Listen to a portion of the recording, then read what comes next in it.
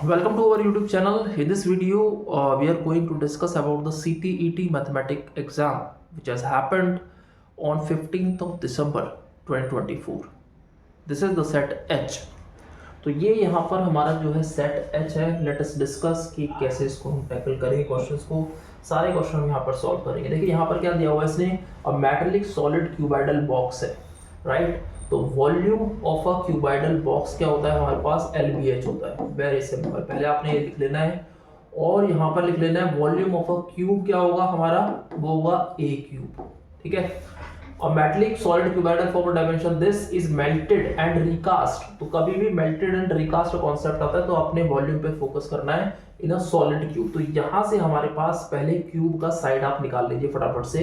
तो A cube is equal to, देखो हमें मल्टीप्लीकेशन कैसे करना है, that is also very important to save time. समय बचाने के लिए हम यहाँ पर कैसे मल्टीप्लीकेशन कर सकते हैं. तो सबसे पहले हमने क्या करना है कि यहाँ पे देख लीजिए जीरो कितनी है और यहाँ A क्यूब है, राइट. तो यहाँ पर आ गई हमारी 3 जीरो ये आ गई, तो 5 जीरो ये आ गए, 5 इंटू 10 यानी कि 10 की पावर 6 जीरो यहाँ पर आ जाती है. तो A cube is equal to 10 की power 6. So this implies A हमारा आ जाएगा 10 स्क्वायर सीधा, विच इज 100. तो side of a cube is 100 basically. ठीक है. अब ये कह रहा है कि the difference between the surface areas. तो surface area of a cuboid का सरफेस एरिया क्या होता है हमारे पास, हमें पता है 2 into LB plus BH plus HL. ठीक है, ये आपको करना है. और क्यूब का क्या होगा हमारे पास 6A स्क्वायर, राइट. तो इसको हमने मल्टीप्लाई कर लेना है यहाँ पर 2 इंटू LB. देखो फटाफट से मल्टीप्लीकेशन करना है हमें. 200 इंटू 50, 5 दूनी 10. और फिर उसके बाद हमें कितने जीरो आ रही हैं, 2 और 1 3, 3 जीरो लगा देंगे हम. प्लस फिर आना है 50 इंटू 10 इज 5000, 10,000 ये आ गया, 5,000 ये आ गया. प्लस उसके बाद है 100 इंटू 200 इज 20,000. ठीक है जी. तो 200 इंटू 100 इज 20,000 हो गया है. 20,000 5 25,000, 25,000 और 10 कितना हो गया 35, 35 और 2 70,000. तो यहाँ पर आ जाता है हमारा 70,000 आपको यहाँ मिल जाता है. अब आ जाता है 6A स्क्वायर पे. 6A स्क्वायर कितना है 100 का square which is 6 into 10,000, right. तो विच इज 60,000. तो 60,000 आपको यहाँ मिल जाता है. तो 70,000 माइनस 60,000 अगर हम करेंगे इसको तो हमें मिलेगा 10,000. तो हमारा आंसर यहाँ पे हमें दिखेगा कि भाई हमारा आंसर क्या आ गया, फर्स्ट आंसर यहाँ पर आपको मिल जाता है. तो I think I am clear here. बढ़ते हैं सेकंड क्वेश्चन की तरफ. देखिए सेकंड क्वेश्चन क्या कह रहा है यहाँ पर हमारा. तो ये क्वेश्चन क्या कह रहा है, कह रहा है the mean of the observations arranged in ascending order. भाई ठीक है. तो सबसे पहले हमने देखा कि भाई असेंडिंग ऑर्डर में इसको अरेंज इसने किया हुआ है और हमें क्या ढूंढना है, बेसिकली मीन ढूंढना है. वो दे रखा है 53. तो सिंपली पहले क्या करेंगे, सबको ऐड करेंगे. नंबर ऑफ टर्म्स कितनी है 1 2 3 4 5 6 7 टर्म्स है. तो यानी कि अपने को लिख लेना 7 से डिवाइड किया और इसका मीन दे रखा है 53. ऐड कर देंगे. सबसे पहले x को ऐड कर लो, x 1 2 3, 3x लिख लो यहाँ पर. 3x plus 42 plus 48 is 8 2 10, 4 4 8 90, 90 plus 15 105, 105 और 17 122, 122 और 20 142, 142 और 58, कुछ एरर ना आ जाए ध्यान से कर लो. 142 और 58, 8 2 10, 5 9 10, 200 हो गया आपका सीधा. तो यहाँ आ गया 200, 260 आ गया बल्कि, है ना. 260 आ गया आपका. अब इसको इधर ले जाओ, मल्टीप्लाई कर दो. तो यहाँ पर आपको मिल जाता है 3x इक्वल टू 7 या 21, 7 5 35, 35 और 2 37 माइनस 260 बटा. ठीक है. तो यहाँ पर क्या बन गया 1, 7 में से 6 गया 1, 3 में से 2 गया 1 डिवाइडेड बाय 3. तो x इक्वल टू दिस. तो 3 3 9, 21, 3 7 21. तो x आ गया आपके पास 37. Very simple. तो x अगर 37 आ गया है और ये असेंडिंग ऑर्डर में है तो यहाँ पर हमारे पास नंबर ऑफ टर्म्स है 7. तो ऑब्वियसली जो फोर्थ टर्म होगी दैट इज योर मीडियन. तो 1 2 3 4 यानी कि x plus 17 is your median. तो x की वैल्यू क्या है 37. तो 37 प्लस 17 इज 54. तो 54 हमारा कहाँ पर है, ये रहा थर्ड आंसर इसका मिल जाता है. तो ये आपकी क्वेश्चन नंबर 32 हो गया है इस वाले में. अब आते हैं नेक्स्ट क्वेश्चन की तरफ. ठीक है. तो अब यहाँ पे नेक्स्ट क्वेश्चन यहाँ पर देखो क्या कह रहा है. ये यहाँ पर ये कह रहा है कि the time spend by a student, right. ये कह रहा था time spend by student during a day in different activities represented by the sector of central angle. तो भाई अगर एक सर्कल यहाँ रिप्रेजेंट कर रहा है 90 डिग्री 60 डिग्री, इसको सर्कल को डिवाइड कर दिया इसने, सिंपल, राइट। फॉर एग्जांपल मान लो स्कूल है, तो 90 डिग्री का यहाँ पर स्कूल का, तो ये जो टाइम है बेसिकली इसने स्पेंड करा है किसमें, स्कूल में। तो इसका मतलब हो गया कि भाई अगर ये कह रहा है कि 24 आवर्स को इसने डिवाइड करा है 360 डिग्री में, राइट, तो हम कहेंगे कि भाई 1 डिग्री जो है वो बराबर हो गया कितने घंटे के, 24/360 के, वेरी सिंपल, राइट। तो हम कहेंगे 1 डिग्री बराबर है 360 के। अब क्वेश्चन हमें क्या कह रहा है, हमें कह रहा है कि what is the difference between the time spent by the student in the activity sleep and school. तो स्लीप का टाइम अपने को निकालना है, माइनस स्कूल कर दो, वेरी सिंपल, राइट। तो स्लीप का टाइम कैसे निकालेंगे, स्लीप को यहाँ पे देख लो एंगल क्या है 120 डिग्री, तो हमें क्या करना है, इसको मल्टीप्लाई करना है 120 से, ठीक है, क्योंकि 120 डिग्री में कितने वो होंगे, घंटे होंगे, तो ये हो जाएगा 24/360 इंटू 120, वेरी सिंपल। इसको काट दो फटाफट, 12 कम 12, 12 3 36, 3 8 24, तो यहाँ आ गया 8 घंटे, राइट। अब स्कूल पे आ जाओ, स्कूल पे कितने 90 डिग्री है, तो 90 डिग्री यहाँ पर मल्टीप्लाई कर दो, तो 24/360 इंटू 90, वेरी सिंपल। ये कट गया इससे, 9 चौके 36 और 4 6 24, 8 माइनस 6 आ गया, सीधा का सीधा हिसाब कर दो, खत्म कहानी। लो जी, 2 घंटे तुम्हारा आंसर आ गया। 2 घंटे यहाँ पर कहीं दे रखा है, तो ये दे रखा है आंसर, राइट। तो हमारा ये ऑप्शन नंबर 3 हमें मिल जाता है। तो ये हो गया आपका क्वेश्चन नंबर 33। अब हम पढ़ते हैं आगे नेक्स्ट क्वेश्चन की तरफ। देखो नेक्स्ट क्वेश्चन में क्या कह रहा है भाई, a student was asked to find the value of x in x - 4 = 3, सही है। अब ये कह रहा है ही completed the task by subtracting 4 from 3, which of the following most appropriate. Obviously अगर मैं इसको सॉल्व कर रहा हूँ, देखो x - 4 है, सॉरी x - 4 = 3 है, सो x = क्या होगा, 4 + 3 होगा बेसिकली, तो 7, राइट।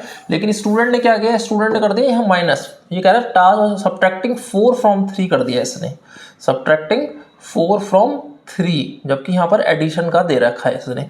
तो यहाँ पर कह रहा है भाई क्या इसको डिस्क्राइब कर रहा है, ये कह रहा है giving such problem to solve should be avoided. ये गलत हो गया हमारा, क्योंकि ऐसी क्वेश्चन ना दिए जाए स्टूडेंट को, ऐसा नहीं हो सकता। Student has solve the problem correctly, गलत हो गया।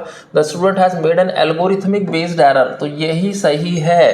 द स्टूडेंट शुड मेमोराइज, तो कभी होता नहीं मैथमेटिक्स में क्या करना है, रूल्स ऑफ द ट्रांसपोजिशन, क्या मतलब हुआ इसका, राइट। तो हम कहेंगे the student has made an algorithmic based error, यहाँ पर इसने किया है।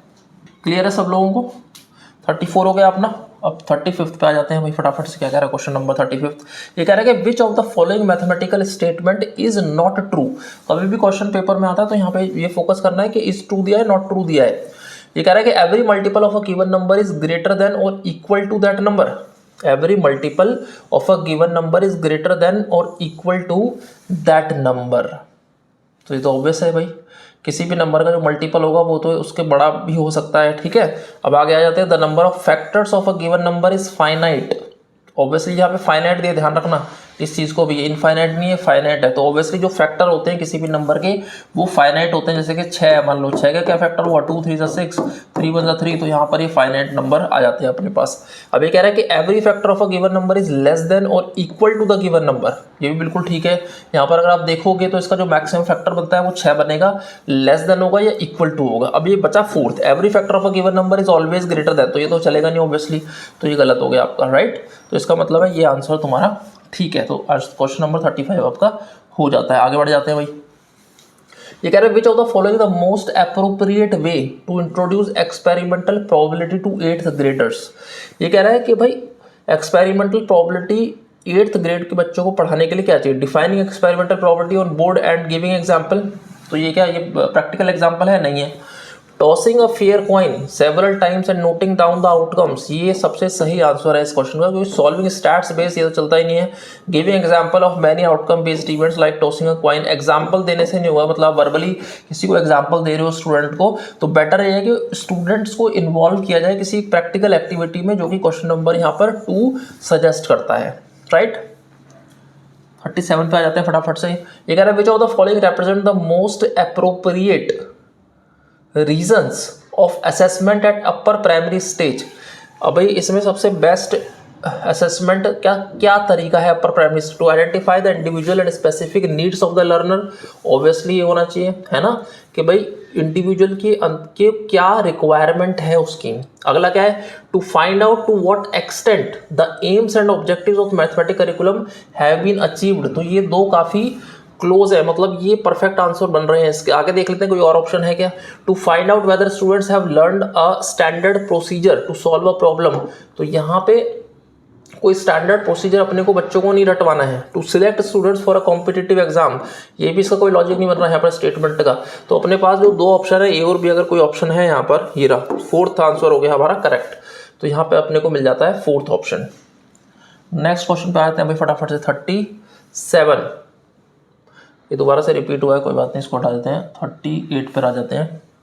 ये कह रहे हैं which of the following is a closed ended problem. अब क्लोज्ड एंडेड प्रॉब्लम का मतलब है जिसका स्पेसिफिक आंसर यहाँ पर हो सकता है, मतलब एक लिमिटेड आंसर जो दे सकता है। जैसे कि मान लो पहला क्वेश्चन पढ़ते हैं हम, राइट 4 इक्विवेलेंट फ्रैक्शन ऑफ 5/7। अब मैं 5/7 के यहाँ पर कितने भी इक्विवेलेंट फ्रैक्शन लगा सकता हूँ। 2 से मल्टीप्लाई किया ये बन गया, फिर 2 से मल्टीप्लाई किया ये बन गया, तो ये तो इनफाइनाइट हो गया भाई सीधा, ठीक है। तो पहला तो होगा नहीं। List 4 rational numbers between this, तो ऑब्वियसली 5/11 और 10/11 के बीच में हम यहाँ पर infinite number of rational number डाल सकते हैं, ध्यान रखो, ठीक है। ये भी इनफाइनाइट हो गया। लिस्ट 4 नेचुरल नंबर 104 और 109 के बीच में, ठीक है।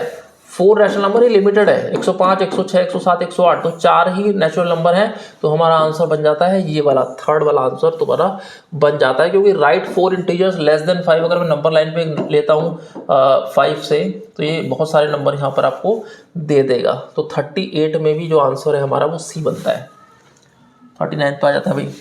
ये कह रहा है कि which of the following is considered as characteristic of an effective mathematics classroom, right. ये कह रहा है कि provide opportunities to the students to solve problems in multiple ways, ठीक है। तो ये भी अच्छा है यहाँ पर कॉन्सेप्ट के मल्टीपल वेज में आप उसको स्टूडेंट्स को बोलो कि उसको सॉल्व करें। Provide opportunity to the student to solve similar problems, जिसका कोई लॉजिक नहीं बनता है। Sensitize the student the mathematics, इसका भी कोई यहाँ पर लॉजिक नहीं बन रहा है। Encourage individuals problem solving task rather than group work, तो यहाँ पर हमारा जो परफेक्ट है provide opportunities to the students to solve problem in multiple ways, तो यहाँ पर आंसर आपका 39 का ए बनता है। सिमिलर वे में हम आते हैं भाई, which of the following should be followed by using questioning as a tool of assessment in a classroom, right. ये बेसिकली मैथमेटिक्स का पीडागोजी के क्वेश्चन आ रखे हैं यहाँ पर। तो यहाँ पर आप देखेंगे asking a question and answering it yourself, तो ये डाउट क्रिएट करता है, ठीक है, कि भाई खुद ही क्वेश्चन पूछा खुद ही आंसर दिया। Asking questions only from the low achievers, तो ये भी डाउटफुल है। Asking questions for assessing errors and misconception, इसको हम देख लेते हैं। Asking too many questions without pause, ये भी लॉजिकल है। तो हमारा जो आंसर बनता है इसमें भी सी आंसर आपको यहाँ मिल जाता है, वेरी सिंपल, ठीक है। तो ये हमारे फर्स्ट 10 क्वेश्चंस के मैंने एक वीडियो बनाया है आप लोगों को रेफरेंस के लिए। इसको हम कंटिन्यू करेंगे, बाकी के भी हम जो 20 क्वेश्चन है उसको भी हम नेक्स्ट सेशन में कंप्लीट कर लेते हैं।